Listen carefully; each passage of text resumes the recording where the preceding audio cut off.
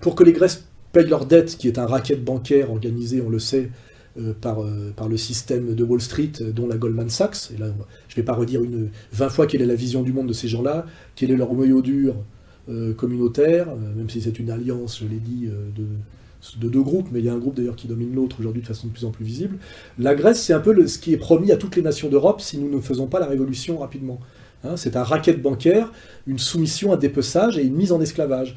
Le salaire minimum qui correspond au SMIC grec vient d'être baissé d'un quart, hein, voilà, immédiatement. Hein.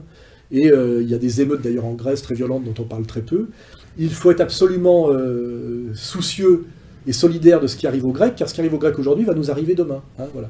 Et on voit bien qu'effectivement c'est une mise en esclavage par les banques, la banque avec un grand B, du peuple le plus symbolique du peuple européen, parce que qui dit grec, je ne vous renvoie pas aux études lévinatiennes de Bernard-Henri Lévy sur Jérusalem et Athènes. Hein, c'est vraiment la Grèce et l'alternative absolue sur le plan moral, conceptuel et téléologique au monde juif. Hein.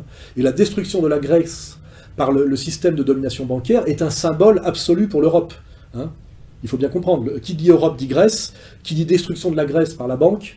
Et là, on est dans la pleine lumière d'un combat à la fois symbolique, mystique et concret et social.